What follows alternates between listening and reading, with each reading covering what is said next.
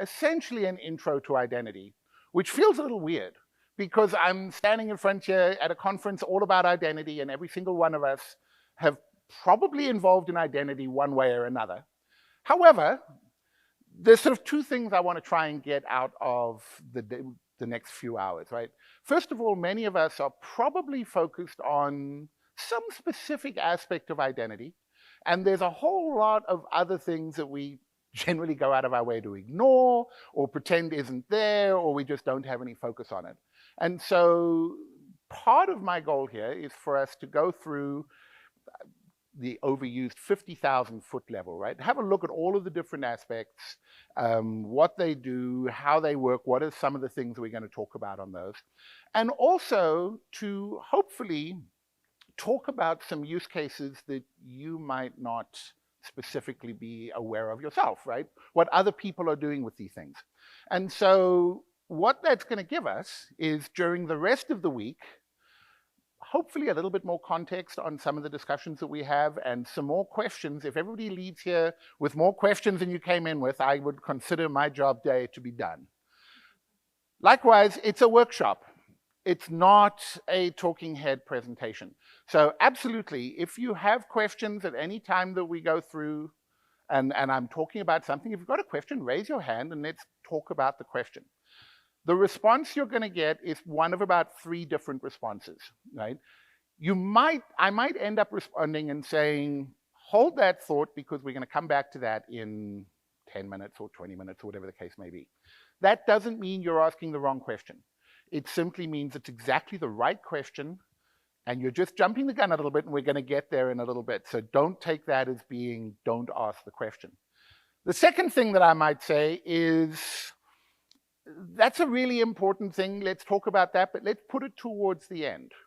And the reason for that is that I know that that topic is going to be probably take us off the track and down a rabbit hole somewhere. And I've got a few things that I actually want to try and get through. So to try and keep us on a schedule, I'll sort of push that to the end. If I forget about it when we get to the end, feel free, raise your hand again and ask it again, and let's get into that sort of conversation. One of the things that we have about identity, it's I guess we can call it a joke. If you put 6 identity specialists into a room and ask them about identity, you're going to get 12 different opinions. And at least in my defense, that means that what I'm going to be saying over the next couple of hours is merely my opinion.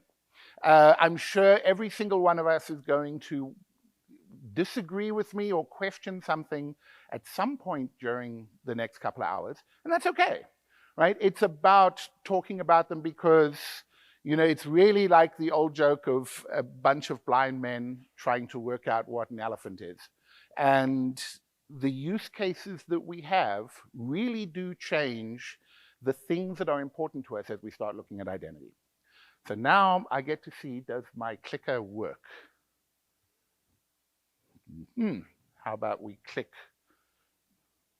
No, so I'm going to just hit the button and we'll do that. So who am I? So my name's Allan Foster, and I've been involved in identity for quite some time now. I started initially way back in the mid-90s at a small company called Netscape. And there we decided that LDAP was going to save the world. If we'd all just adopt LDAP, identity problems were done. And within the next 2 years, everything was going to be taken care of as long as we all used LDAP. 30 years later, we're still talking about LDAP, and we haven't solved any of those questions. So it's gone on for a long time.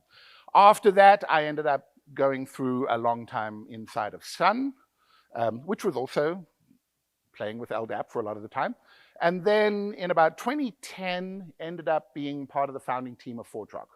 And so the last 12 years or so, 11 or 12 years, we've been working with identity inside of ForgeRock and building up ForgeRock, which from one of our goals last September, October last year, we were listed on the New York Stock Exchange, which was really a nice milestone for us and sort of really showing how identity, even though we're 30 years later, is still front and center to a lot of the problems that we have to end up solving and end up working with.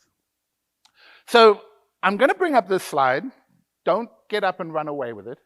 This is normally what we get when we start talking about what is identity. I think it's Hutch's slide. I like this slide because we are actually going to touch most of these things over the next few hours, but not in this form. Right? I'll bring it back later on and we can sort of go through it. But these are typically the kinds of things that happen when we start talking about everything involved in identity. And that's quite a complex box, right? There's lots of little things involved. When we start dealing with the challenges around identity, the devil is in the details. And there's lots of details in all of these pieces. However, over the next 2 hours, I'm rather going to take us sort of down a little bit of a walk, right? And we'll go through each of the different areas. I've sort of broken it down. The first, I don't know, as you're looking at the screen, the left-hand side of the screen over there, which if my animation skills gives me a very light yellow background on it, that's really the first hour, right? And we'll sort of look at what I think of as the runtime aspects of identity, what our users have to do, what we do on a day-to-day basis around identity. And then the second hour, come over here to the right-hand side where I have a very light shade of blue covering over it. This one is what I like to call the compile time of identity, but what a lot of people refer to as the admin side of identity or the sort of setting up of things. And so we'll walk through that sort of entire pathway. I'm not going to be able to teach everything we need to know about everything here. That's not the intent of what we're doing. As I've said in the text up the top there, we're going to have a look at what it is, how generally it works, what are some of the keywords and things that you'll run into and why they're important, and then what are the kinds of challenges that different use cases bring into us on each one of these sort of different aspects. Because those challenges, you can have two people working on the same software on two different identity projects and have two very different sets of goals of what we're trying to achieve out of it. And you know, the only thing sort of that is consistent is the fact that we've got different things to do.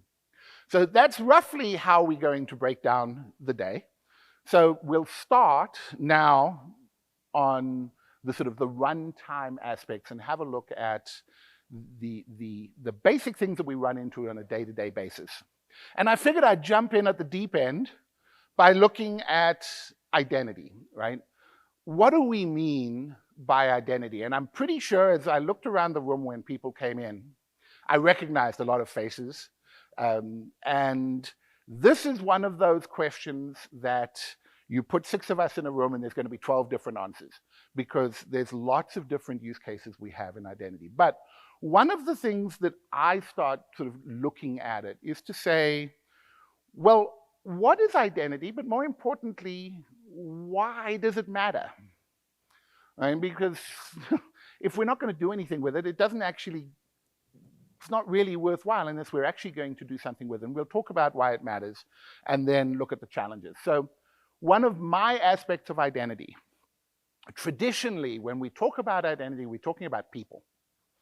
And we can break people down into a whole range of customers, employees, partners, contractors, all sorts of different folks that we're dealing with people.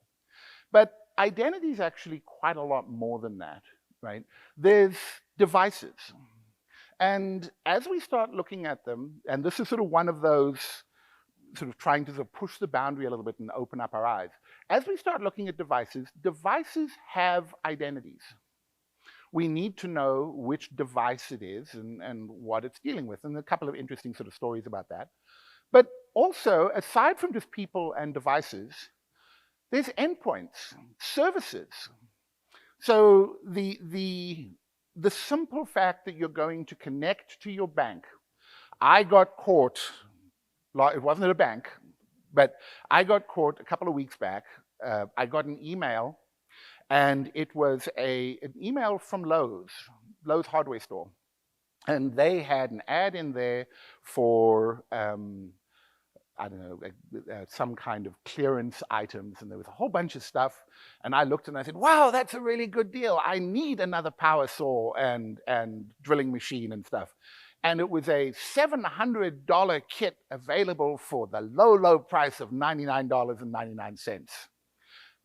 Must act quick. Well, guess who acted quick? So I then went and bought it, paid. I used PayPal at least, so I got my money back at the end of the day. But I ended up paying for it. It looked like, I mean, it had their logo, it looked like their website and everything. And then it said, go and have a look at my order, and I got a 404, page not found. Suspicions started to rise at that point and went and looked into it. But how did I know, right? That's really the identity of a service that I'm connecting to. And I trusted it, and, you know, woe is me, fool is me, because I should know better than to trust a random email saying that it's Lowe's giving away free tools. And I did. And so, you know, these are the kinds of things. How do we verify that that is actually the service that we mean to connect to and are doing our transactions on that? More so because more and more of our transactions are happening on a mobile phone or digitally anyway. If anybody's ever tried to talk to a live person at Comcast, it doesn't happen. You've got to go through the website for everything. And so you've got to know that you're talking to these services. So the scope of that identity is actually quite wide, especially when we start talking about devices and things. Nest door cameras, right? It's not only important that it's a door camera sitting on your front door taking pictures of whoever's dropping packages, but it's your door camera and not the neighbor's, right? We need to be able to identify and positively identify which camera it is, which Tesla you're getting into. Wouldn't it be nice if you just walk out into the parking lot and randomly choose a Tesla, stick your finger up against it and drive away in the Tesla, right? So there's this whole idea of you need to be able to reliably identify that. So when we start looking at people, I'm going to dive down into this just a sort of little bit and look at some of the context around this. Generally, people are broken down into sort of three groups: employees, contractors or businesses, and customers. Right? Anytime you have a look at identity software, things like that, we start looking at these groups of people. Now, they're all people, but their behaviors are actually quite different. Right? One of the nice things about employees is that as companies, we can tell them what to do, and they have to do it. And if we said that the login process involves standing up on one leg and patting yourself on the head and turning in a circle, they may not like it, but they'll do it because that's what it takes in order to log in. So they'll take a fair bit of pain. And believe me, all of us in here have been through a lot of this pain in terms of being told how things have to work. Right?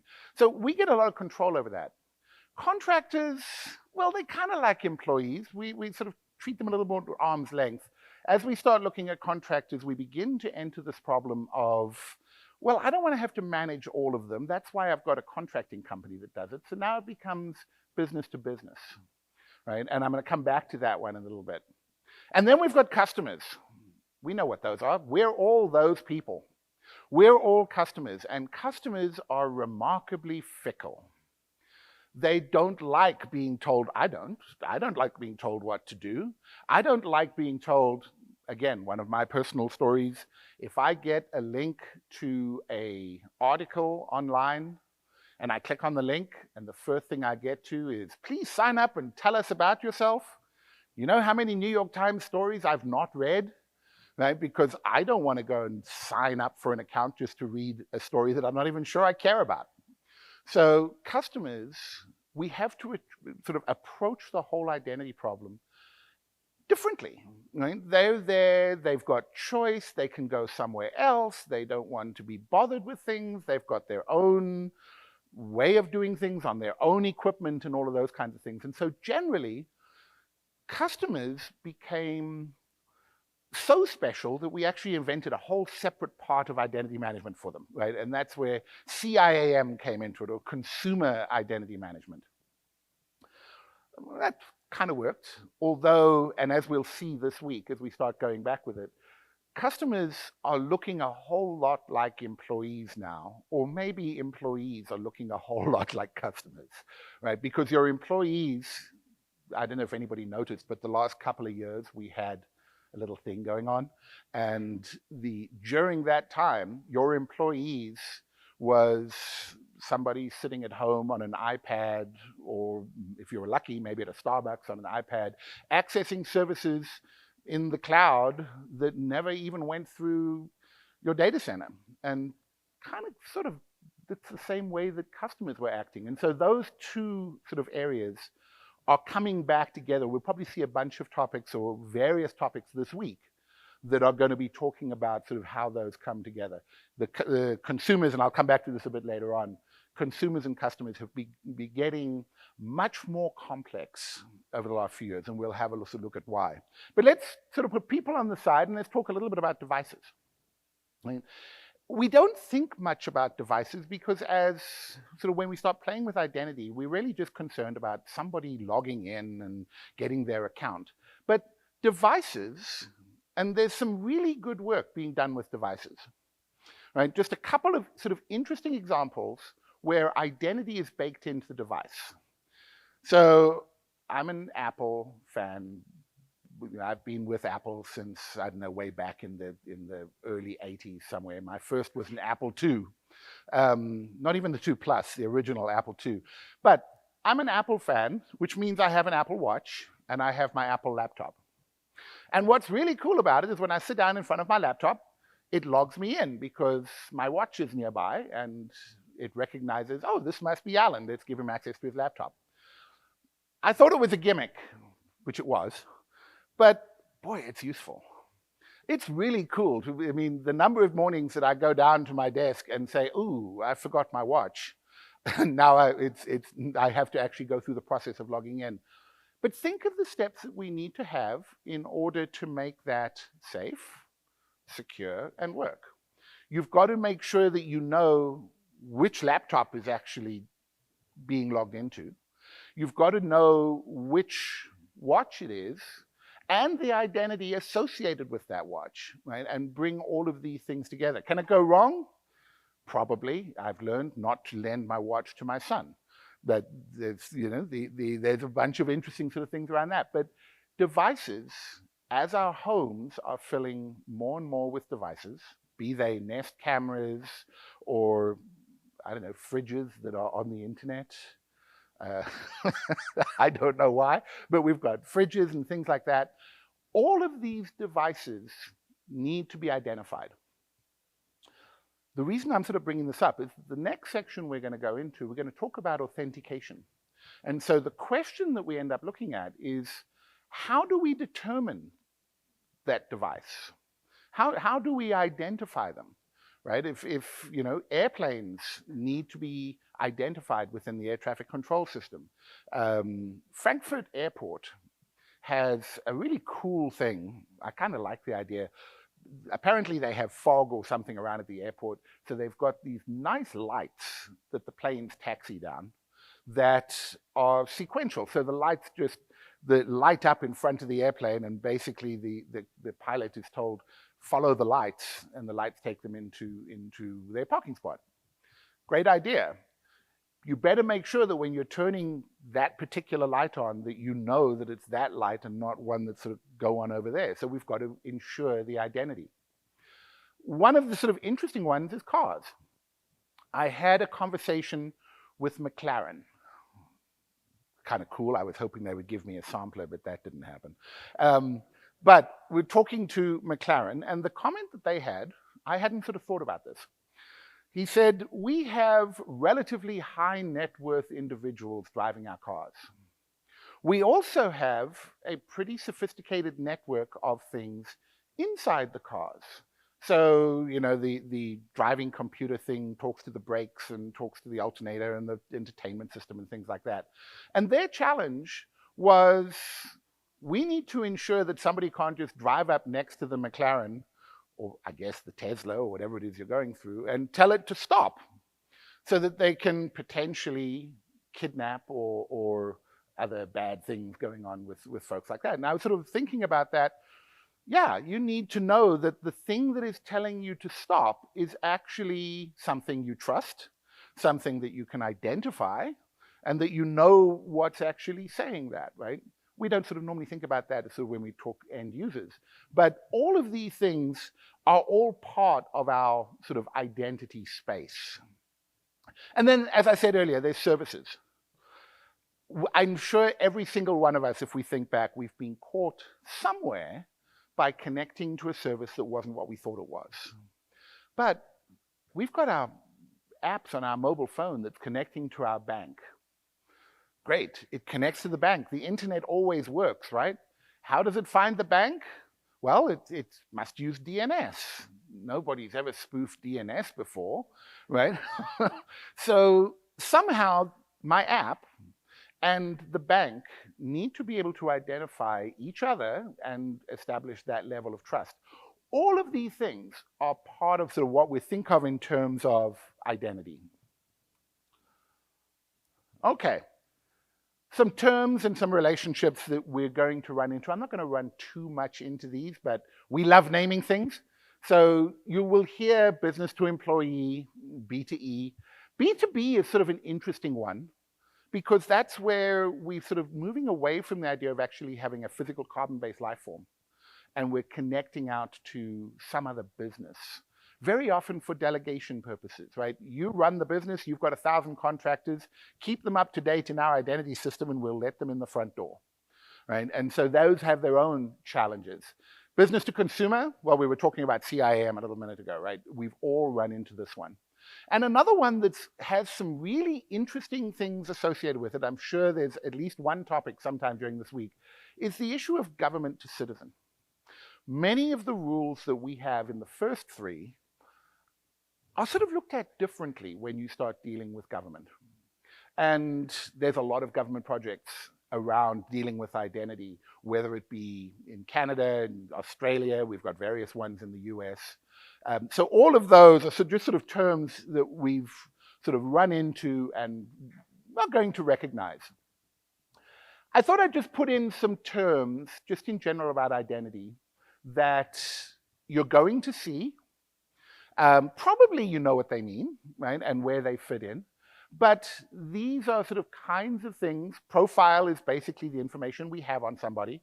It's a collection of their attributes. There's at least one other session going on, don't leave, one right now in one of these other rooms about the introduction to privacy, right? Where privacy, as we've been through GDPR, well, I guess Facebook sort of took us there. But we've been through this idea of how do we protect privacy? And there's these all sorts of laws which make it harder for us to do our job, but having to protect privacy and to give consent about using personal information. And these get used a lot as we start working in identity. And then self-service. Why pay somebody to do the work when our users will do it for themselves? It's one of the things that my wife tells me about every time I go to the local Safeway. I use the auto checkout, the manual checkout. And she says, why are you giving your work to Safeway for free? Right? Because it's easy and it's convenient, but putting in self-service so that we can let our users manage their own attributes, their own data, and things like that. So some of the challenges that we have, and I'm going to dive into some of them over the next few minutes. Some of the challenges we have with identity, first of all, I threw assurance up there. Different people use identity for different things. If it's your bank account, knowing that it's actually you on the other side of that piece of wire is pretty important. If it is maybe the kids' little league team, is it really that important that we have, full background checks on, or maybe it is, I don't know, but full background checks on people as part of the folks logging into the website? Different uses for identity have different needs and therefore different levels of assurance. Each project we deal with has its own risks, it has its own levels of assurance, it has its own set of functionality that we're trying to provide. And this comes back to what I said a few minutes ago. Every single project is different. Every single project has its own set of priorities. And the same sort of set, but we've shuffled them around quite a lot.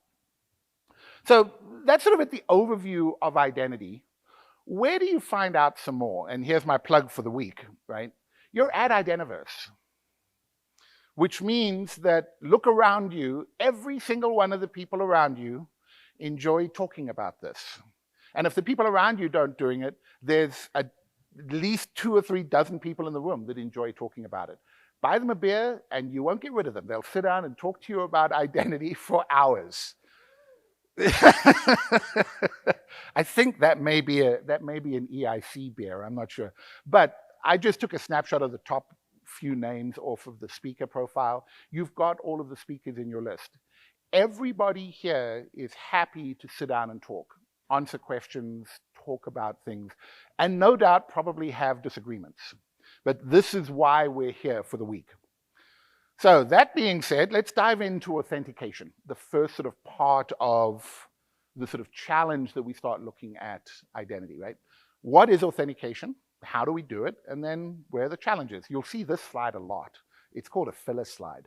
We have it a lot in each one of the sessions. But when we go into it, right, authentication has been done at least since Roman times, and probably, that's not really a Roman, but it could be, at least since Roman times, right? It's the idea of, halt, who goes there? You're a stranger, and I need to find out who you are, right? Very often, we don't necessarily know the other person, but we need to be able to establish some form of credential that they are allowed to come into the fort or whatever the case may be. How do we authenticate ourselves? Well, the one we know and love to hate is the password, right? You type in your username and password, or more likely you've got it stored in your password wallet along with the other hundreds of different passwords that we've stored, and we go and type in our username and password. However, there may be devices, biometrics, some kind of weird secret handshake that you have to do. There's all sorts of ways that we have to identify who the players are or who the parties are in this authentication process, right? Authentication does not establish identity. And this is another one of those, if you want to have a nice long evening with several beers, that's a nice topic to have that conversation about. Because all that authentication does is enables us to recognize who's on the other end of the line. Probably the same person that was on the other end of the line the previous time, right?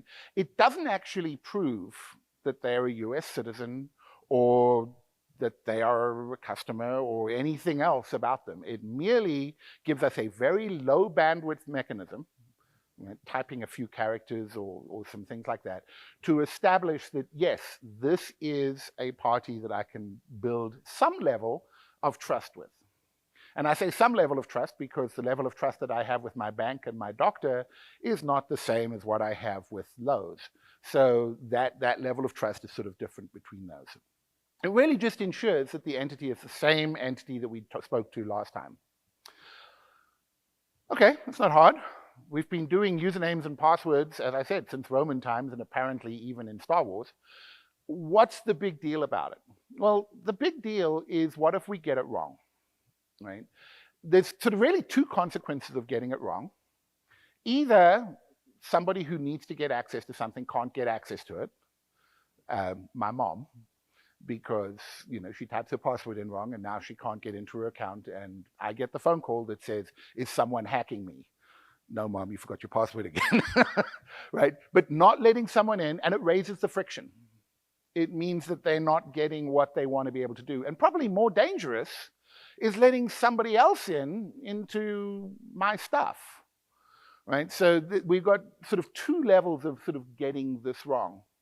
And I do love people, but yeah, they're fools. The number of things we get, people get it wrong. Anybody who's dealt with password management can probably spend hours and hours going through the number of reasons as to why you should let them in, from, don't you know who I am? Yes, I got a new phone and I don't have, in fact, we dealt with, I got a new phone only last week because their codes that they had to be put in was on their old phone, and now they couldn't get into any of the accounts. The challenges that we have is to make those easy and friction-free in places where they need to be, and really difficult in places where they should be, right? So if somebody else is trying to get in not using my phone, we need to be able to ensure that. And that's sort of where all of the difficulty comes into it, right? I forgot my password, and I'm thinking here lovingly of my mom, right? I forgot my password. How do we reestablish that this was, we really only had one way to establish that we knew each other, and that was by sharing a shared secret. We both had a secret password, and they shared it with me, and I say, yeah, that's the one we had last time. We agreed on that. We let you in. Well, if you don't have that anymore, how do I reestablish that? Right? And that is difficult. If anybody's ever done Google and set up a Google domain, they ask you in there for a backup email address.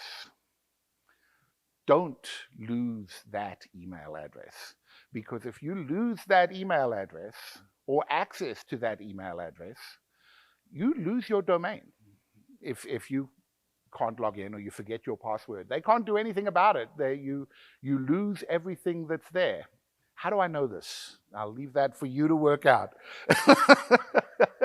So the idea of account recovery, credential recovery, biometric recovery, right? When you do a Face ID and things like that, you've got these biometrics, and then now I've got a new phone. We've got to tie these all together. And so one of the really big challenges that we end up thinking about, and you'll hear it a lot through the week, is this issue of managing the recovery phase. Some other terms in here, single sign-on. I think we've all run into single sign-on, right? Single sign-on, delegation, impersonation. I'm going to come back to these later on when we look at the admin side, because those actually end up being fairly important. And then multi-factor and pretty much any adjective you can use for authentication, we've got them, right? Adaptive, risk-based, multi-factor, and all of these different things. So let's hit on those just for a couple of minutes. Multi-factor, right? We've all done this. We've all using our cell phone or whatever. But the simple idea of multi-factor is talk to me some other way so that we can now have a conversation on two completely separate channels.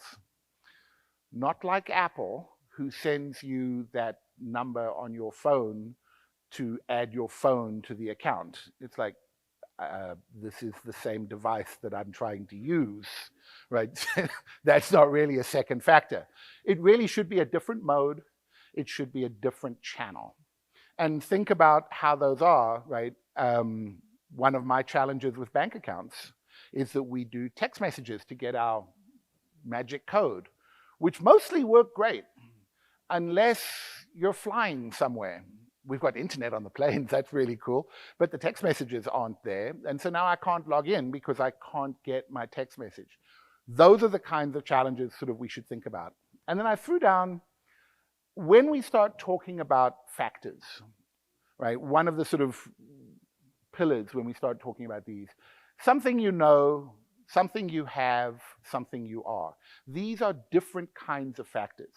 It's not multi-factor to have two different passwords, right? It seems like it because you've got two of them, but it's not a different factor. So you really should be thinking, if you've got a password, then maybe we can do a device or a text message or biometrics or something else that's not utilizing the same technology as what we've just done. Right? Another one that we come up with is sort of, and I want to bring up the term of bearer tokens, right? Bearer tokens is basically the dollar bill of identity. And what we mean by that is that if you have it, you have the permission.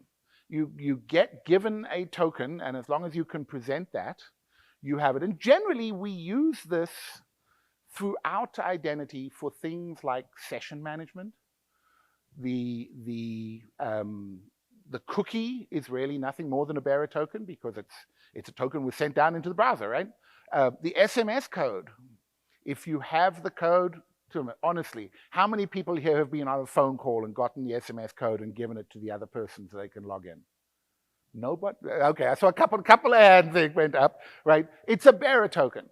And the bearer tokens will come back a little bit in authorization as well. And then risk-based. right? So going back to that Roman soldier, the Roman soldier stops you and says, what's your password? Or what's the password? And you give the password. There's a little bit of intelligence, we hope, in the Roman soldier. And he looks at things and says, are you dressed in a Roman soldier's uniform, or are you dressed as some kind of savage in cave skins and have an axe and stuff? And if you've dressed as a raiding Mongol, maybe we need to do a little bit more checking that you actually do belong in here, right? And that's really what we're doing with risk-based. We're looking at the behavior of what's happening and saying, does this match what the person normally does? Well, look, it's Allan. He's logging into his bank account from his Mac. It's the same Mac he used last time at the same IP address. And it's during the day where he lives. Yeah, chances are it's Allan. Oh, Allan's logging into his bank account at 3 o'clock in the morning from Uzbekistan on a Windows laptop running Windows 95. You can still do that. It might be Allan, but we probably want to check that just a little bit more. And that's sort of where sort of the risk-based things come into it. And you've probably noticed anytime you've been to a service where you've entered the wrong password and you come back and then enter the right password, very often they'll put you through another level of checking at that point because something messed up a little while ago and we want to make sure that you are who you say you are. So we can do that in response to that risk. Another slide that I think I grabbed this one from Pam's slides, right? When we're looking at users, especially in consumers, but this applies to everybody, employees and everything, identity is a speed bump in the way. It's not what we want to do. And so what it really does, identity adds friction to the entire experience. And our jobs, when we start looking at identity, is to get that friction out of the experience. No one wakes up in the morning to say, today I'm going to log in. That is my goal. Well, maybe if you've been really trying to get it right on some site, that may be your goal. But in general, logging in is not what we want to do. Logging in is the enabler that gets us to do something that we want. Accenture, several years ago, did a study in terms of once you have decided to buy something, you've put it in your shopping cart, every click between the shopping cart and actually paying for it and getting delivered loses you about 20% of your audience. And so, anybody use Amazon? I'm sorry, yeah, my name's Allan, I use Amazon. But when you go to Amazon and you click that Buy It Now button, you'll notice there's not a lot of friction there, right? They say, oh, you decided you needed this? Sure, it's on its way. And there it is. You don't get to think about it. It's on its way. So that friction is really important. My story there of Amazon, where the Buy It Now button, I think, is probably one of the most genius buttons on that site, right? I had the other side of that story was American Express. So recently, we painted some rooms in the house. Now, it turns out, I did not know this, but it turns out that when you paint the rooms in the house, none of the furniture can go into the new rooms because apparently they are the wrong color. So you need to get new furniture. And so we did some transactions where we bought some new furniture. And so obviously on the Amex card, there's 3 or 4 furniture purchases. And I then logged on and I paid the account. Great, Amex should be happy, I'm happy.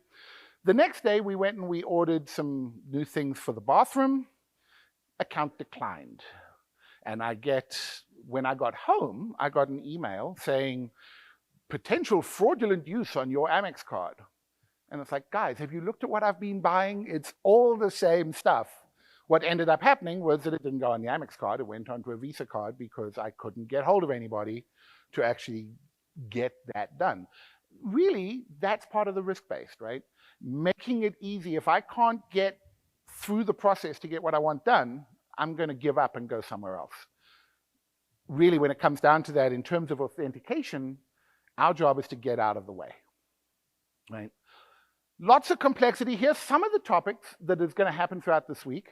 There's a lot of complexity in this. Not really in the basic process, but as I said, the devil here is in the details, right? Think about, I love the term, non-person entities, things, right? How does your Nest thermostat respond to a username and password request? What if it gets it wrong? Can it read the error screen? Can it get a text message? I don't know about you, but my Nest doesn't have a cell phone, so it can't get the text message. A bunch of different standards out there, FIDO, self-sovereign identity, various things like that, and there'll be many sessions during this week that if you want to sort of dive into these and start looking around those things around authentication and looking at the authentication, I'm going to come back to SSI a little bit later on, probably in the next hour. And then I'm going to stop there and dive into authorization. That slide again. By the way, just the common sort of contraction of the name, auth-n and auth-z. You'll often hear geeks talking auth-n and auth-z. Really, it's just the shorten for authorization and authentication, so that you can see them in there. So authorization is basically, can you do something, right? Are you allowed to do it, right? And it can be all sorts of things. All of these sort of go into that process. And it's not a very particularly happy story here. So it's really about how do you know whether somebody can get to something or do some action? Well, it's going to be some kind of policies and procedures that have to be into place that say contractors aren't allowed to attend the all hands meeting or not allowed to share in the cakes that we have on Friday or whatever the case may be. There's some kind of policy that we've got to put into that. The reality about it is authorization is a mess. We managed to do it, but it's still a mess, right? There's really 3 or 4 different kinds of authorization that we want to think about. And I'm going to come back to this later on when we talk about provisioning. At the moment, basically what we do is we protect to URLs. We have either gateways or policy agents or something like that that looks at your URL, does some form of pattern matching, and allows you in or not at that level of URL. That's pretty fragile. I mean, it's looking at URLs, and we all know web apps change all the time. And so it's a fragile way of looking at it. I'd much rather have a higher level thing of being able to say, only people in accounting can access the accounting application, right? That sort of makes more sense to me. There's also, going back to that whole bearer token thing we were talking about, OAuth is really a bearer token protocol, and you can get the token that you need and present it when you need to do that work. So that's sort of the other way of going into that. Unfortunately, it doesn't even address the problems of what I would call application level authorization. 2 of them that I'll throw out. Salesforce, did Ian leave the room? I think so. Salesforce and SAP. SAP has, I believe it is something like 1 million different entitlements inside of SAP that you can assign to users. Oh, I've got a clicker. Thank you.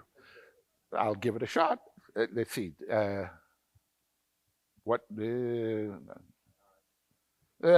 a good try, though. Good try. So you've got 1 million different entitlements. How do we manage that? Right? We mess around with it enough until somebody can get their job done. And then you tell people it works, don't touch it. And we've all been in that picture. Or we have some way that we've got to try and upload and download the policies and policy translation and things like that. And so ultimately we end up having 2 or 3 different policy frameworks or authorization frameworks within the system that we're trying to protect. Hopefully it's going to get better. There's some overlap between them, but at the moment it's pretty messy. We've spent a lot of time over the last several years looking at the authentication side of things. We've looked at multi-factor and all of the different authentication. We haven't really dived into authorization. But some terms. Really just alphabet soup of different kinds of methods of specifying who can do what. right? Whether it's an access control instruction, John can access this file, an access control list, anybody in marketing can access this file, role-based access control, anybody that is in engineering or is a director or in sales, something like that. And then the sort of leading one, attribute-based access control, where users have attributes and we're using those attributes for access control, right? There's some other ones coming up. UMA, been around for quite some time. At ForgeRock, we've been in that for a long time. Eve Mailer is around in the conference somewhere if you want to have a long conversation about that. And Steve talking about UMA. But putting the responsibility of managing access to things on the end user, right? Think of the simple situation of you decide to rent your holiday cottage out on Airbnb and you want to control who gets to open the front door and when. Right? You don't want to have to call an admin somewhere that controls access to that thing. You want to be able to just manage it yourself. The same way that Comcast lets you manage who can get to what on the internet, right? In your home router, at least in the home router. Right? Some more alphabet soup. And this dates back to the whole ZACML world. But you'll probably see these terms: policy enforcement points, policy decision points, information points, administration points, and I'm sure I've missed at least 3 of them out, right? There's all sorts of these different points. Really what this is just a way for us to have a look at, in the access, in the job of determining access, these are the different kinds of actions or the different areas that we need to focus into, right? When you hear these, those will come up. In the OAuth world, we've got things like scopes. And another, I'm just going to sort of throw a little bit of a curveball out. When we start talking about authorization, think of the challenges that delegation bring to that picture. If you are allowed, now I had this problem this weekend. That whole Amazon thing goes hand in hand with buying wine. And so I ordered a box of wine. UPS delivered it on Saturday. I wasn't home. They required a signature, so they took it away with them again. So then they said they'd deliver it yesterday or today or something like that. I'm not there. And so now my wife has to take the card addressed to me, right? And they have to make a decision that says, is this an access control decision that can actually be done by somebody that isn't addressed to? Fortunately, we live at the same address, and I'm hoping it's not going to be a problem, but it could well be. So when we start thinking of delegation, right, think of the ideas where you want to be able to delegate access to somebody else to access a file, and what that means when we start looking at these authorization policies. Even Obama laughs. Oh, it moved. Even Obama laughs when I say ZACML. So I have a reputation with ZACML, Extended Access Control Markup Language. It's the standard that refuses to die. It came out way back in like the early 2000s, but it was there to solve a very specific purpose, and that was a standard interoperable policy definition language.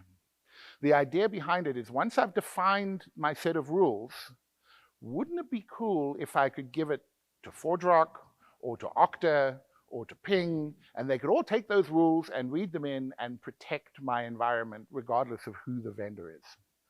We're not there yet. ZACML was a fine attempt. It's not going anywhere, although it is in use in the federal government a little bit. But that standard of policy interoperability, for the first time this year at the European Identity Conference, I saw policy interoperability on, I think, 5 different sessions where people were talking about trying to standardize across different vendors. That would also solve that problem of the services like Salesforce or Workday or maybe not SAP, who knows. But any of those kinds of things, if we could have a standardized language, that's sort of where things are going. So I don't know that we're going to have a lot here this week, but definitely policy interoperability is coming. The last little bit that I wanted to talk about, and I think I've got about 3 minutes in order to dive through these, is the discussion about federation. Because it's sort of the third pillar when we look at the runtime aspects of things. And federation is basically all about trust.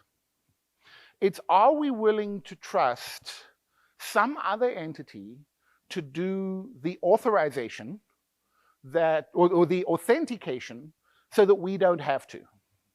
Now, most of us here have probably used some form of this in one form or another, right? If we've used login with Google or login with Apple or login with Facebook or any one of these, it's essentially federation, right? You're using your authentication with that service, and they are propagating that over to the service provider. This goes back to my XACML days. This is sort of a picture from SAML, which was the standardized federation. But there's a pre-existing trust relationship down the bottom here. And really, all that federation comes up with is a service provider saying, I don't want to deal with all of these identities and these breaches and these passwords and users who forget stuff. Can't you do that and just tell me who it is? From a user's perspective, they don't have to worry about 100 different passwords. They can deal with it just once, right? So there's some really interesting things in federation. We've seen a lot of these happening, both internally as well as sort of externally. We see them within organizations where you log into some service and you're already logged into the other one. Some terms you're going to see here, again, it's alphabet soup. IDP is your identity provider, SP is your service provider, and to the most part, we don't care, right? It's just what we call them when you dive into it and they start working with that. The important one there is assertion, because the assertion is how the identity provider asserts to the service provider information about you, probably that you're logged in and you are Allan. Well, you aren't Allan, I'm Allan, but at least telling us who we actually are. Some of the standards that play around in here is SAML. SAML is XML based, mid 2000s, 2005, 2006, very prevalent in government, very prevalent in big sort of business that can happily go down the path of XML and web services. OpenID Connect is almost the same thing, except based on top of JSON, OAuth, and much easier, much simpler to work with, and to be able to work with OpenID Connect. But both of them are essentially there to provide assertions between two providers, and it's all about that trust, right? I said it's both implicit as well as explicit. A lot of the time, you may well be using federation internally with a service provider, and you don't even realize it. In fact, if you think of anybody uses Apple as well as the Apple Store and iTunes, those are three totally separate services that are actually simply federated between each other so that internally they can only have to deal with one. Very often in businesses, we see purchasing a new business, so we'll federate the two together so you have one login that accesses everything, right? It's a cool little piece of technology. Where it is impacting us as end users is as we start seeing these login with Apple, Google, Facebook, whatever. And sort of another interesting piece on this is where we're talking about self-sovereign identity. Because in self-sovereign, you don't store the user's information. The user is able to bring their information as verified claims to you to say, here's who I am, right? And so when we're looking at that, self-sovereign is really another way for us to get somebody either waved at me or told me that I had 5 minutes left. So I'm going to take it as a wave.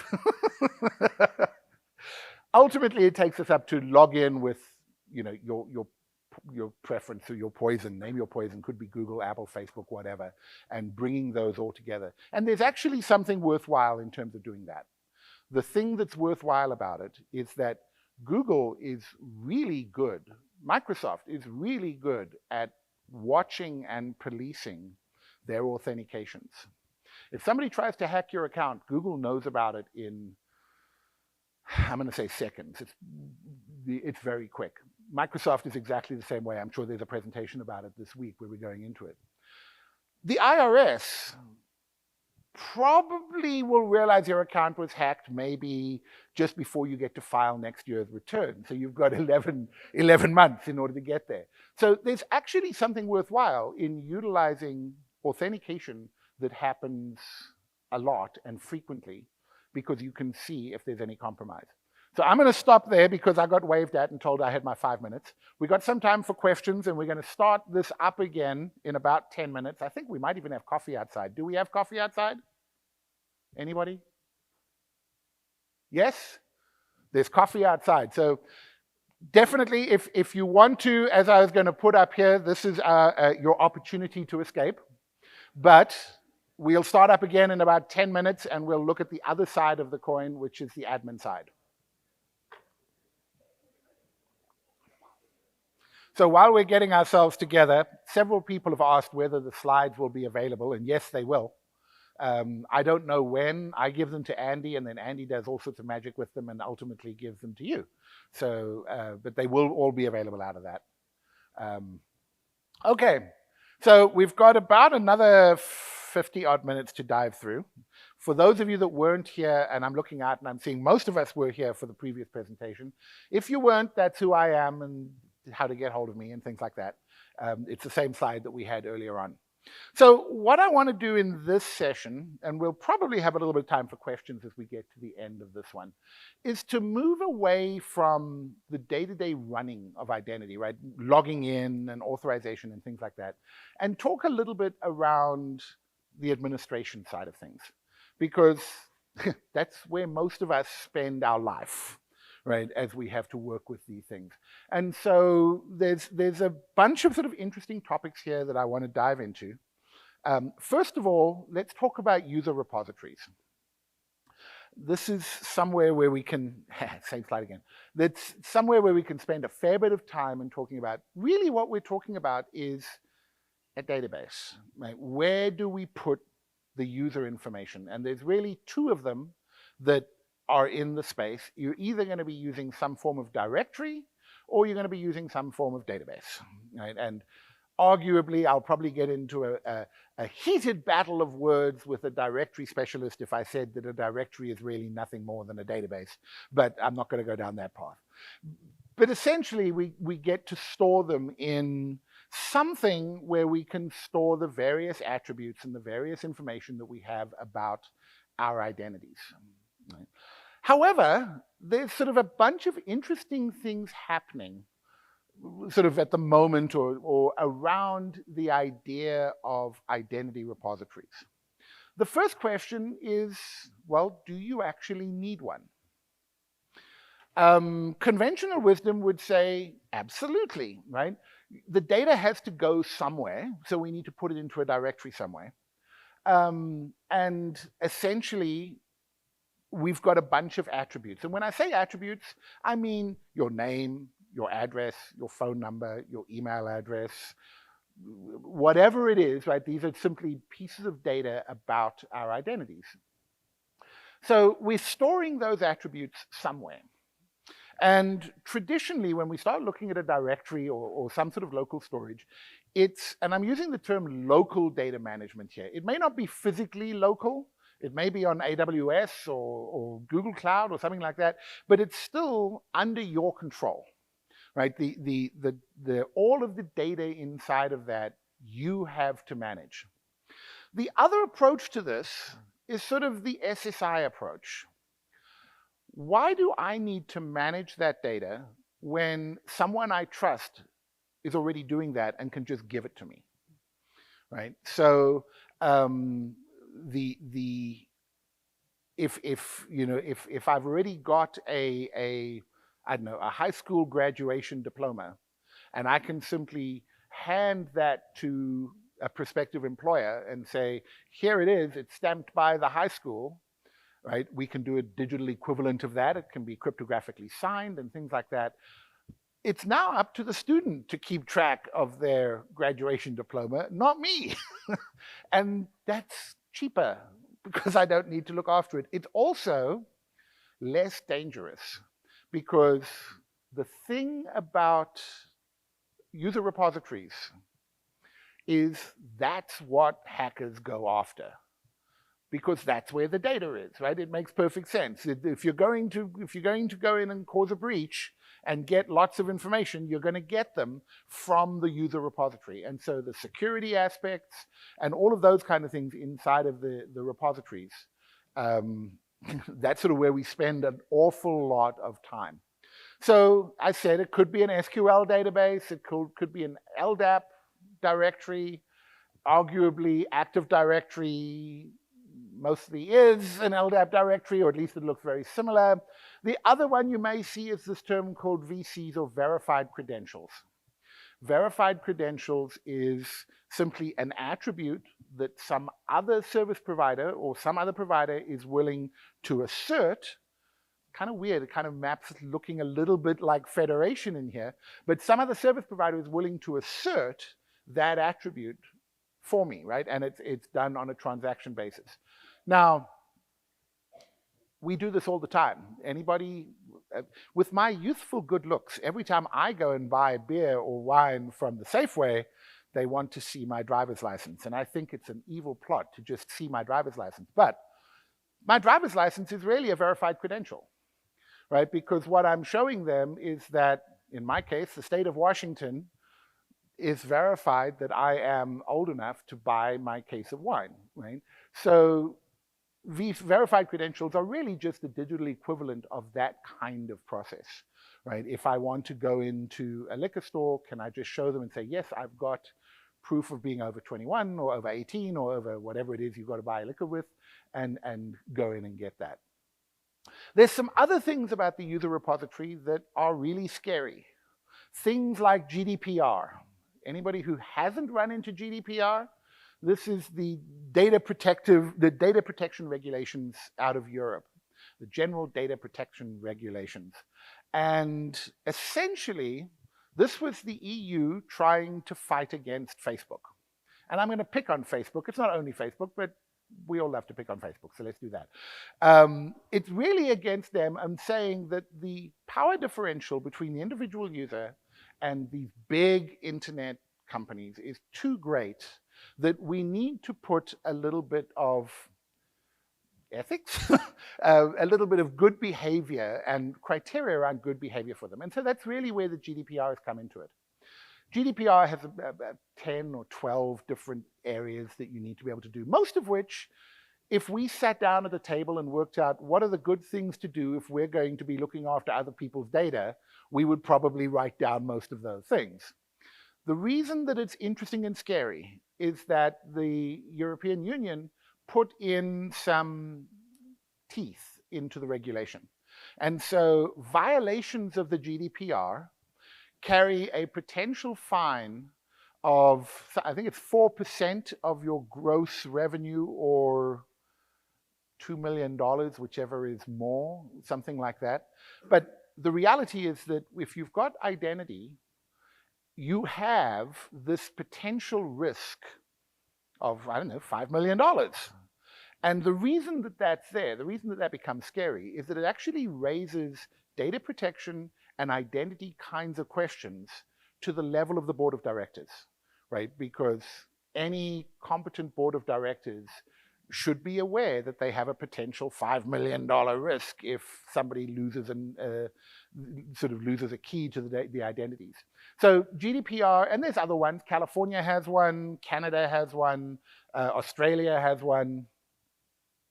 We've spoken about having one.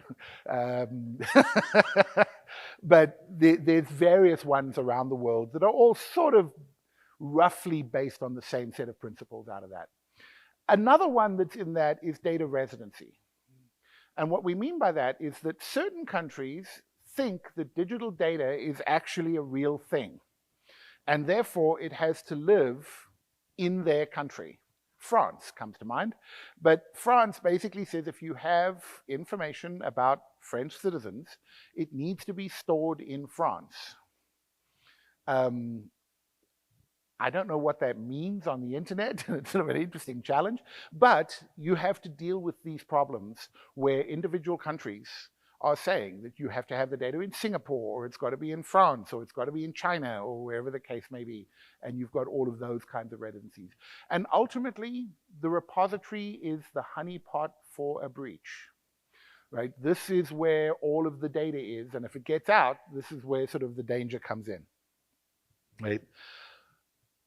In terms of this week, there's a bunch of discussions that are going on, right? This idea of Do you keep the identity information, or do you let your users bring you what you need? Right? Hosted versus bring your own. Well, let's talk about that a little bit. In the computer science world, all of us who write code are told that information is power. And collect all the information that you can. You'll never know when it will be useful. That flies in the face of, well, don't store all the information, just use whatever credential is necessary, right? And so these issues down the bottom here of owning the information and the ownership and control of that information is as much a mindset problem as it is a technology problem, right? Because those are the ones, we like collecting data. And we know that if we collect lots and lots of data, we can put it through some kind of machine learning algorithm and we can learn weird stuff, right? And then suddenly somebody looks at that and says, oh, that looks like a startup. And so we'll take that data and we turn it into another startup. So data is always useful. And we've got this sort of knife edge when we start looking at that of how much is too much and what are we really trying to achieve out of it. So that's sort of the first piece about it. The second piece about it is managing out of that data, migrating data between different services, right? How do I export data? This is one of the things where SSI and self-sovereign identity actually can help. So think of the situation if I decide I'm annoyed with Amazon. I don't like Amazon anymore. I'm going to go to, I don't know, I don't have a choice anymore, but I'm going to go to somebody else who's going to do just as good a job. What I really want to do is I want to take all of my orders for the last however many years I've ordered things on Amazon and move that to my new one so they can see what I like to buy. That's not really easy to do, right? And so this whole idea of, well, why don't we just let the user manage all of that data, right? In a safe, secure, cryptographic way so that it doesn't be, it's there, rather than keeping it all ourselves. This is still conversation and topics for arguments.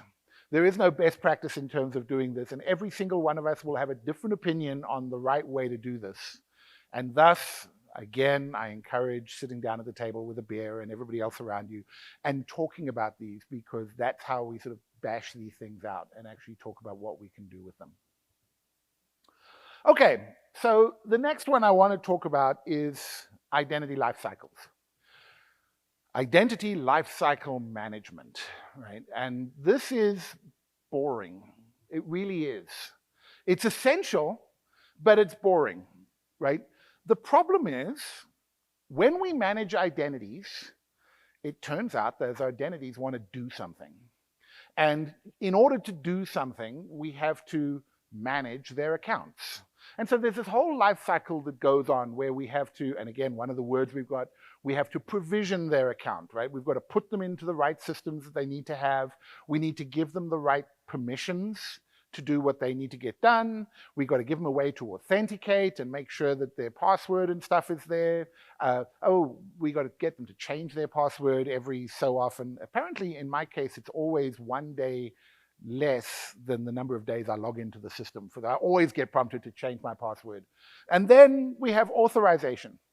Now, I'm going to stop at this point and say one of the challenges with authorization is that identities don't stay the same.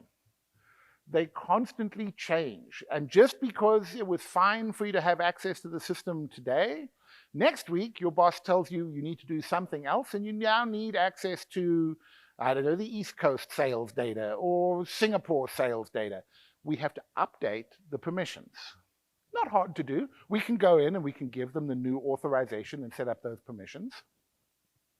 And then the boss says, you know what, I really don't care about Singapore anymore. You can stop doing that.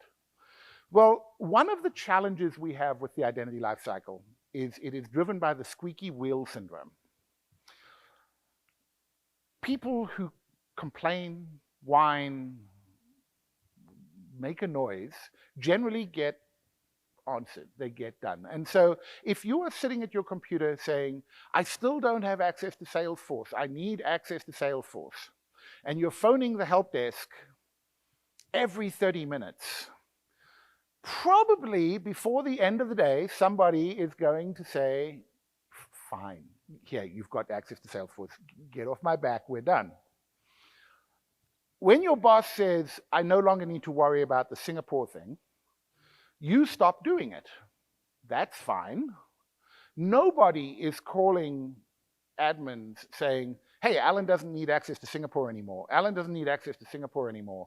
Those half-hour phone calls are not being made.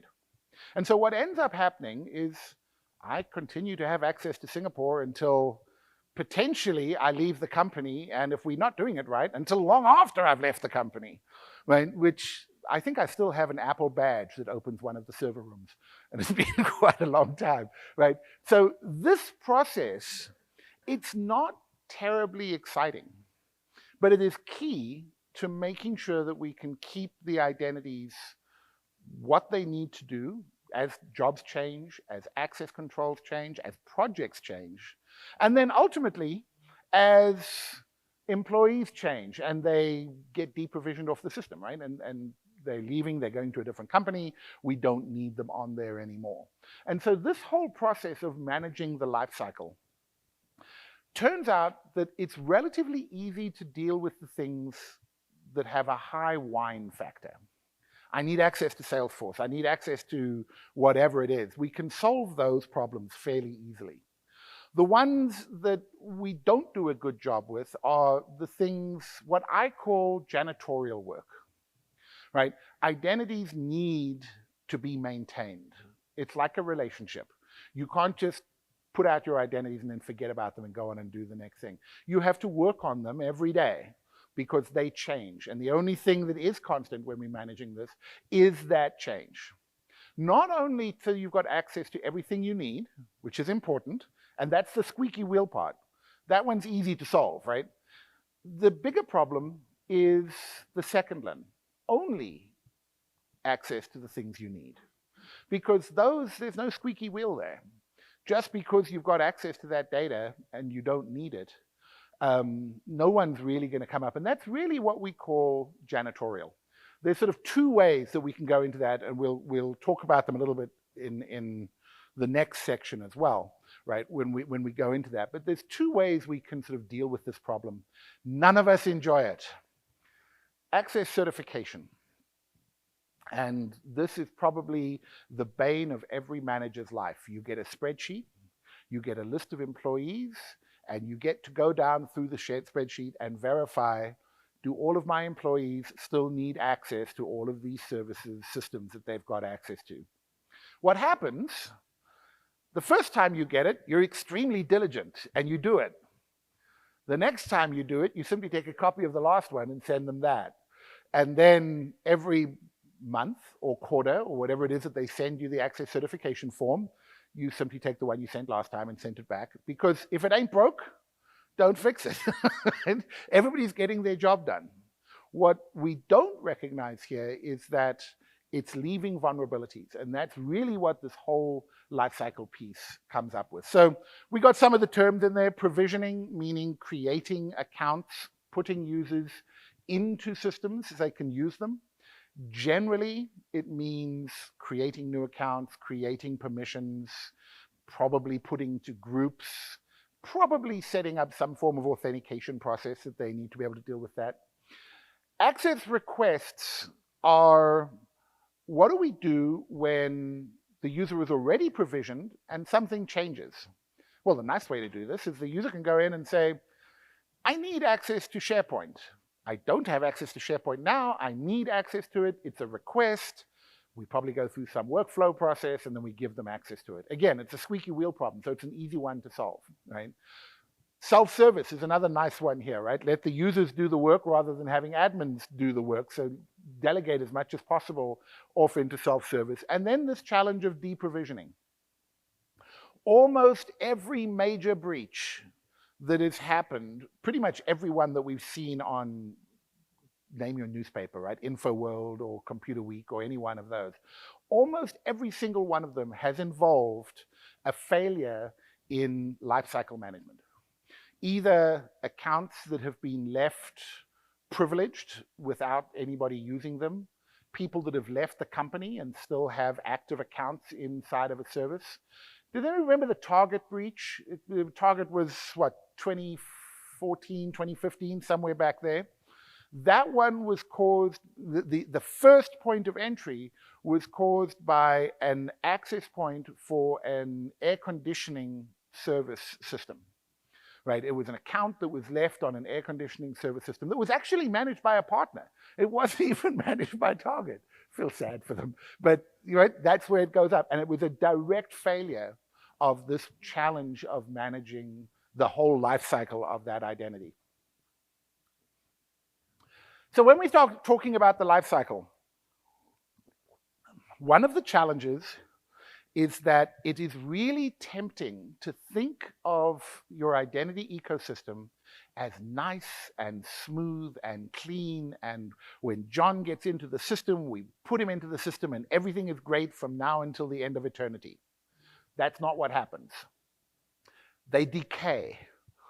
All identity systems decay.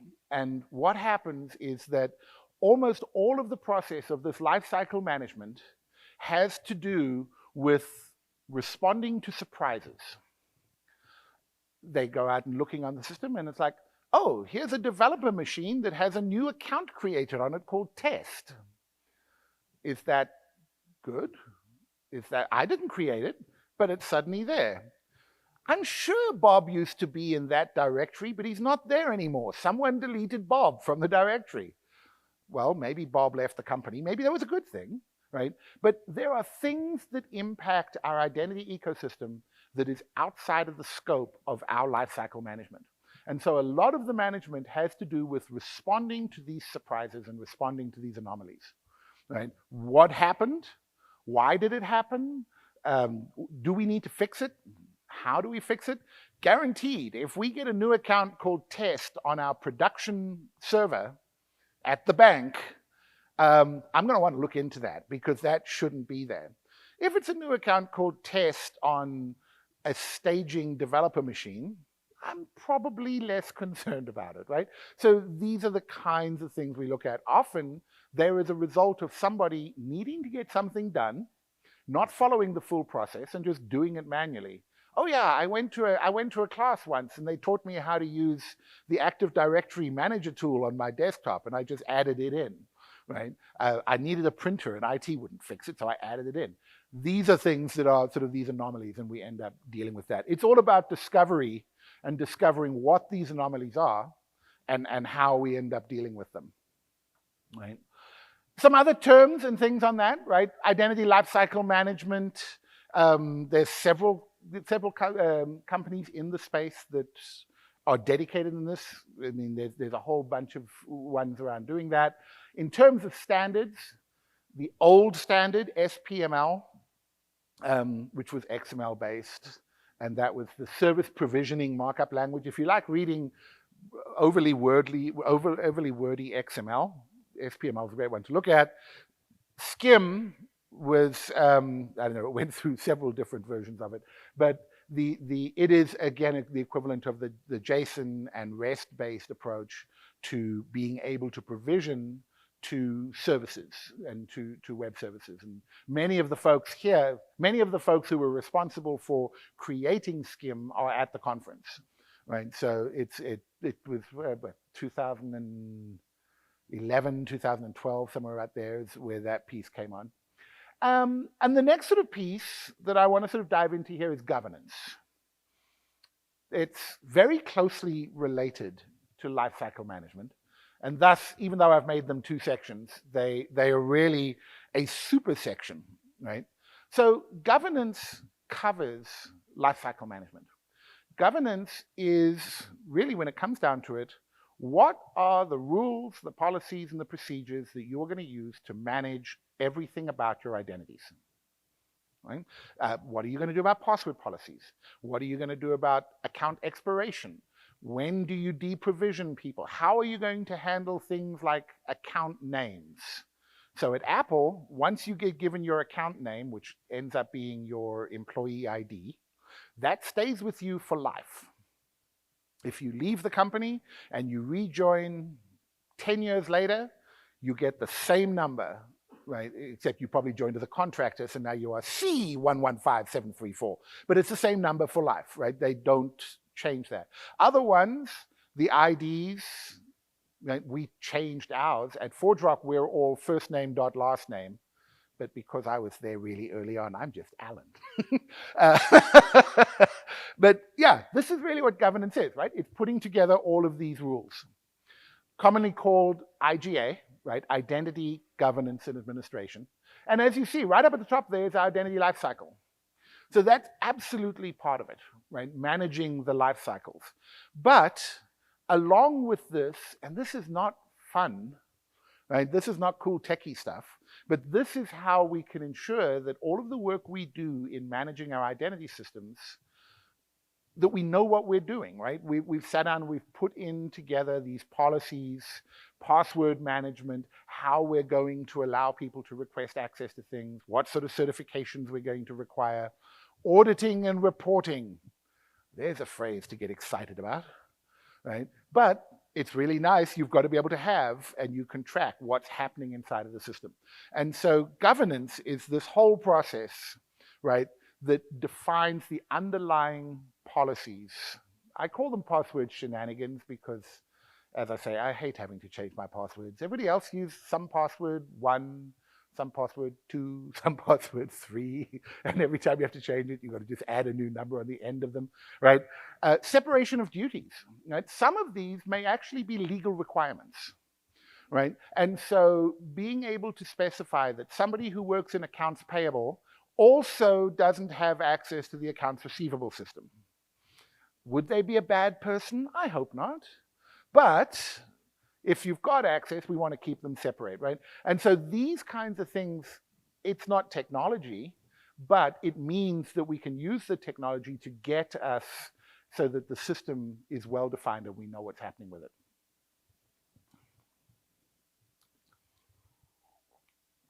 The terms, well, these are, right, very much as we look at management kind of things, right? Roles and role management.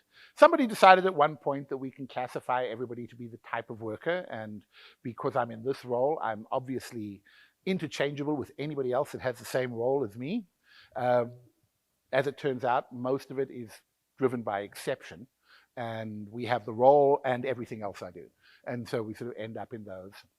But down at the bottom here, I'm mentioning Sarbox.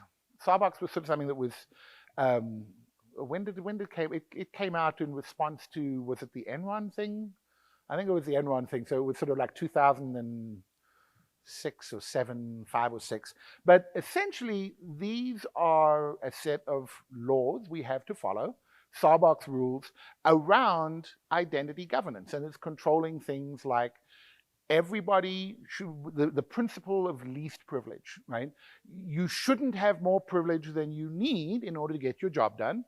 And you need to validate that you have that privilege over a period of time and all of these kinds of things. So a lot of this sounds like lawyers should be involved. And when lawyers get involved, I try to leave the room, right? But that's really where all of the governance pieces come in. And where the governance stuff comes in with identity are the tools that are there to help us implement these policies, right? And to trying to manage these. One of the interesting tools around these policies is machine learning.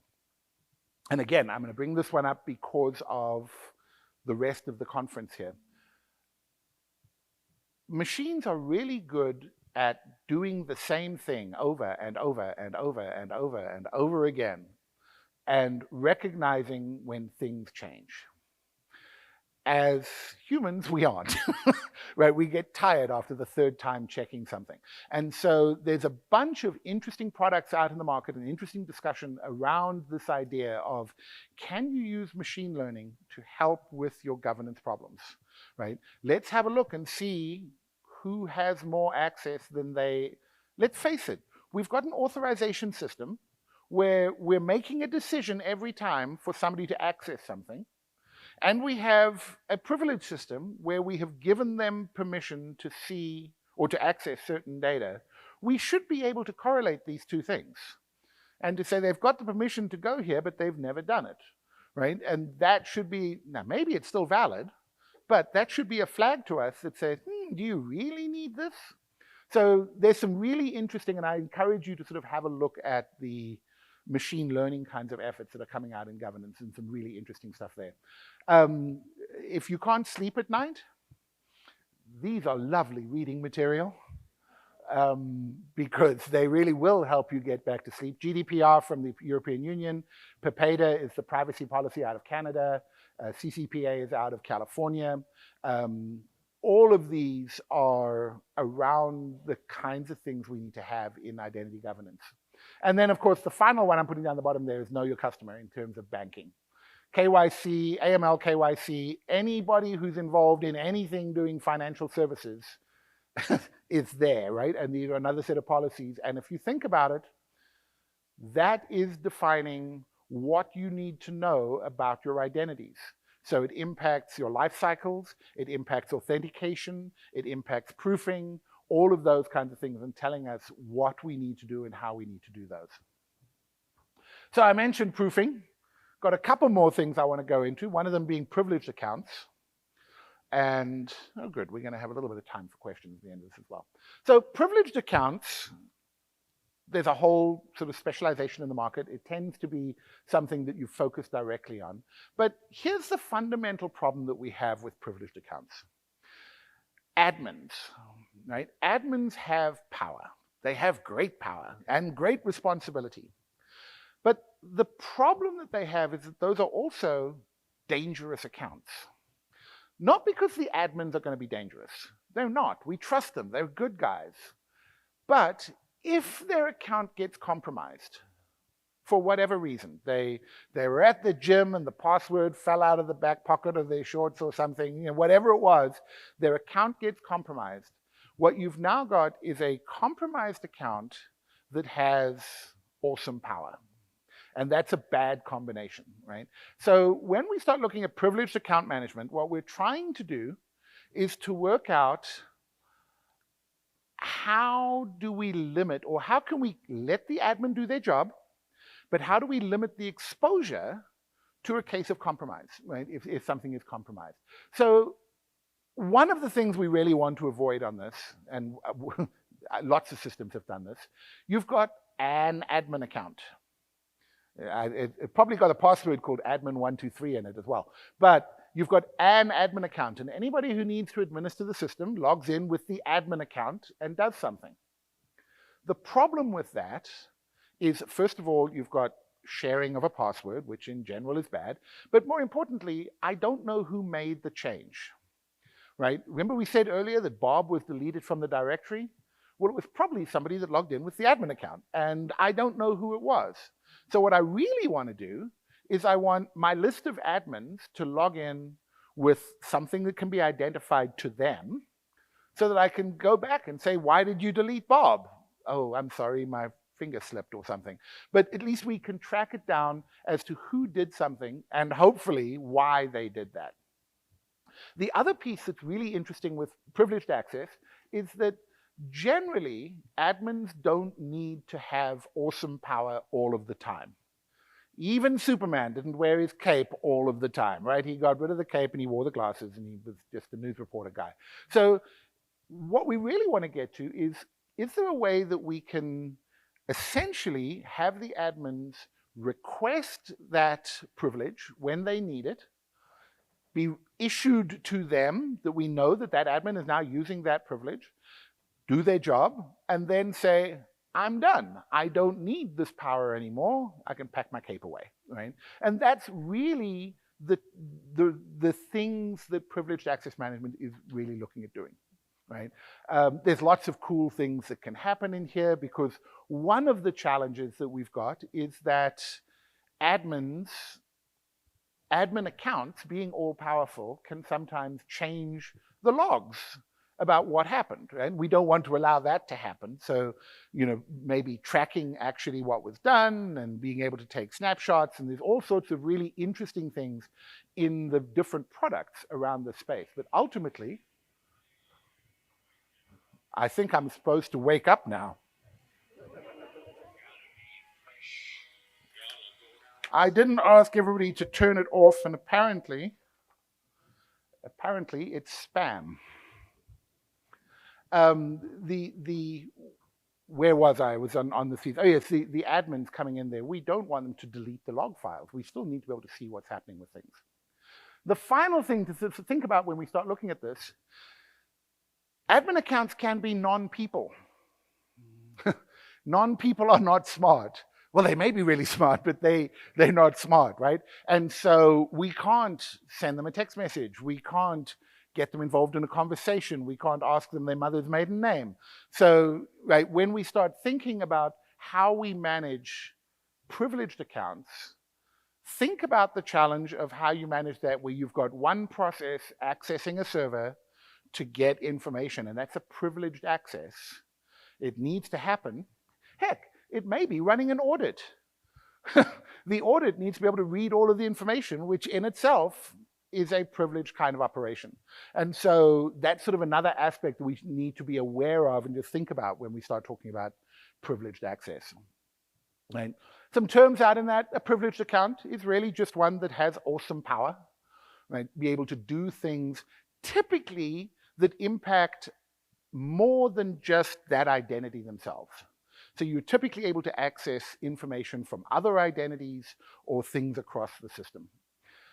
Principle of least privilege, it's really a principle that we should be living by, and that is you should only have the privilege that you need to get your job done and not more.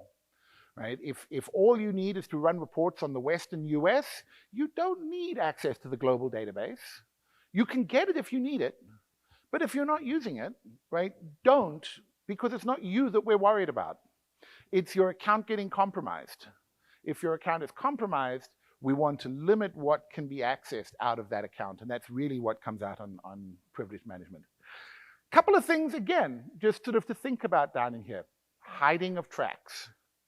Right? Getting rid of log files, getting rid of audit logs. There's a bunch of technology around audit-proof logs and various things like that. But proxy access, doing something on behalf of another user. It's an interesting problem, right? Because if I call into the call center logs into my account and does some work on the account. Who actually did that? Was that me? Was it somebody in the call center? That needs to be tracked, right?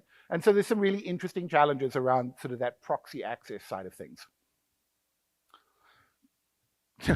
Power, right? Power corrupts, absolute power. It's always a good idea to limit what we can do, and I've said that probably every slide on that, because we as computer engineers, we as admins are absolute masters at working our way around the system, right? We used to have a sign at Sun that used to say that the internet sees censorship as damage and routes around it. And that's exactly what we see when admins, they see policy as damage and we work our way around it. We don't want people to work their way around it, and therefore we want to avoid putting big brick walls in there. We need to get the job done, right? So there's always a way around no matter what we end up doing on things. And the final piece that I want to be able to talk about is identity proofing. It's sort of the final piece of that sort of admin side of things, right? And what identity proofing really comes up to is how do we map an identity to a real, at the moment, let's say a real carbon-based life form? How do we know that that is actually me, as opposed to some guy named Alan Foster who lives in Manchester in the UK, who I do get packages for occasionally. But right, how do we associate it to me directly? And normally what this ends up being is using some form of third-party authoritative sources. There's a lot to be done in this. It's tying that digital identity down to a physical identity. Now, in the US government, they issue, anybody who works for the government, they've got CAT cards in the defense and the military side of things. The way you get those is you have to physically go into the room with somebody who verifies that you are, with your identity documents, who you say you are, right? It's much harder if we're doing that online, right? If we're online, how do I prove that this is actually the Allan that needs to get, I don't know, my paycheck? Or how do I know that this is actually the institution that I should be paying money to for my rather nice set of Ryobi power tools at Lowe's, right? So how do you verify those things? That all ultimately comes up here into being able to prove who you are you who you say you are, right? In fact, we've seen this play out right now with Elon Musk and Twitter, if you've been following that little fiasco. But he's coming up there and saying, prove to me that these are actual users and not bots. Well, isn't that an identity proofing problem, right? It's being actually able to say, are these real people? Or do you only have 45 people that use Twitter and the rest of them are bots? Right? It's a valid piece in that. And so generally, this comes up third-party assertions, be they government, financial, sometimes education. It sort of really depends on the use case that we end up working with on that. There's also, and I just said a little while ago, carbon-based life form. There's also a valid thing that we want to be able to do proofing with non-person entities. Going back to our friends at McLaren, and John Deere tractors. I don't know if you've been watching, there's been some really interesting articles on John Deere on the right to service, I guess that's the right to service, right? Where farmers all over the place are getting very upset that they can't fix their John Deere tractor with a piece of chewing gum and a coat hanger. They have to use genuine authorized John Deere parts. And when they put it in, and this is kind of weird, when you install, let's say, a new generator into a McLaren or a John Deere tractor, you have to go through a provisioning process. It's back to that whole identity lifecycle thing, right? You've got to tell the rest of the car that this is the new alternator, this is who it is, and yes, you can trust it. And so you have to go through this whole provisioning and entitlement process of what they need to do with it, which means, of course, in their model, you get to pay $980 for the alternator instead of the $49.95 down at AutoZone. But that's their business model. But we're seeing more and more of this in the non-person space. Very often, it's an easier solution because we can solve it with serial numbers, built-in IDs and UIDs and serial numbers and things like that. But it's still a challenge, right? Because somebody else could simply copy that. And so there's got to be some form of crypto involved in it and something along that process. There's also valid things when we start looking at proofing for anonymous identities or pseudonymous, whatever. Right. The challenge that you have with it is that when your identity is indicating something that is potentially harmful or dangerous, you may not wish that to be broadcast loud and clear to anybody who can get that identity. Right? I'm not going to put that information on my driver's license or in my passport. I may want to have multiple, and we've called them facets or personas or something like that. So there's some interesting challenges when you look at anonymous actually has some value, right? But we have to be very careful about how that works. And it goes back to what I said in the last session. Every single use case is different.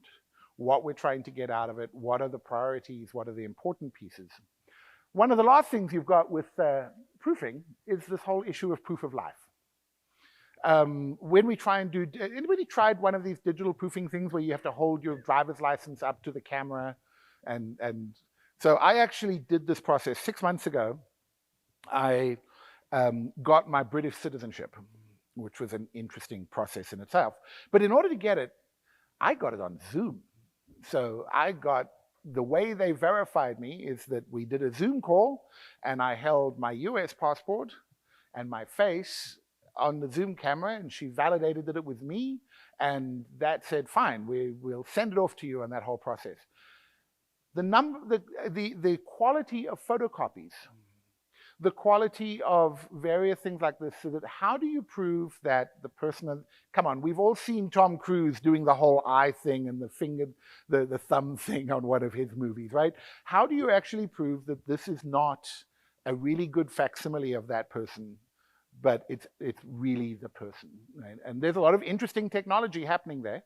Lots of video camera stuff, lots of there's one that was really cool that flashed a bunch of different colors.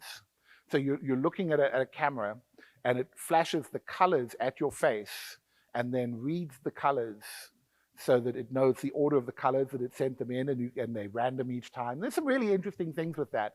But ultimately, it's about proving who that user is, right? Ultimately, much like the identity store, it leads us to the question of, is it actually your problem? Can't you just let somebody else do it and trust them? We do anyway, right? We do it when we ask for your driver's license or for your passport or something like that.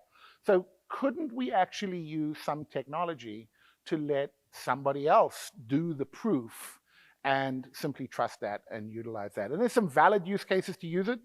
I think financial services would probably have an interesting argument about that they need to be able to prove it and stuff like that. But it raises an interesting question, right? Can SSI and verified credentials actually be used? You know, if I bring a verified credential that says I'm proven to be a real person, that would solve Elon Musk's Twitter problem right there, right? And there's a bunch of places. Public sector identity tends to look at this quite a lot. The DIAC up in Canada. So the DIAC is the Digital Identity and Authentication Council of Canada. They do quite a lot in terms of public-private sector identity and mapping those together.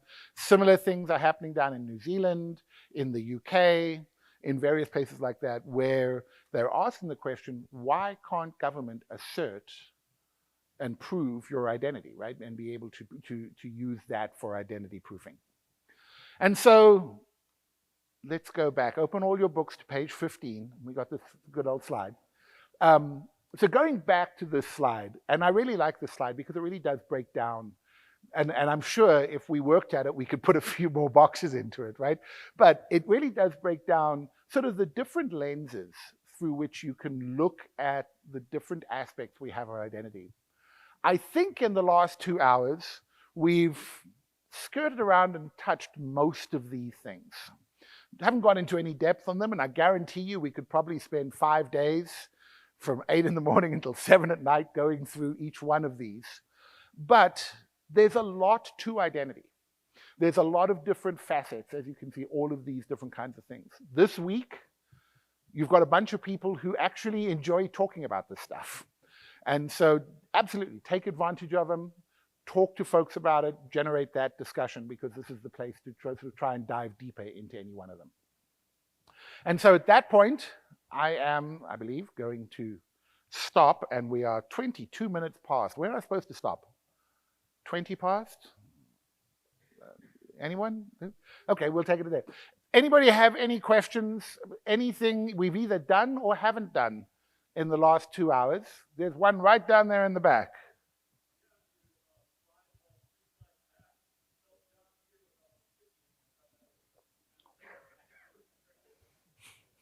Mea culpa.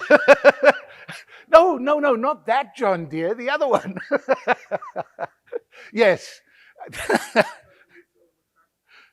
That's right, $29.95 for my new tractor from John Deere. Yes. So all of these materials will be available with the materials from the entire conference. They are not yet, because I only brought my thumb drive this morning, because I'm tardy and don't follow instructions well. But we do have the slides, and Andy will have them, and however he distributes them, all of the slides will be available. Yes. Yeah.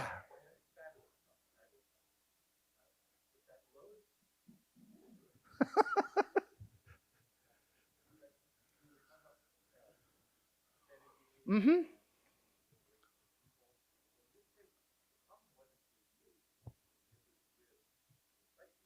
Right. The challenge that it really came down to was that, so the question, for those who didn't hear it, it was about my Lowe's example my wonderful toolkit from Lowe's, right? And where the problem was, because it was with me from the perspective that I didn't verify where I was going. But the fundamental piece about it is that I made an assumption that the service that I was accessing was the service I thought it was, and it wasn't, right? I thought it was a Lowe's service, and I didn't do the appropriate checking.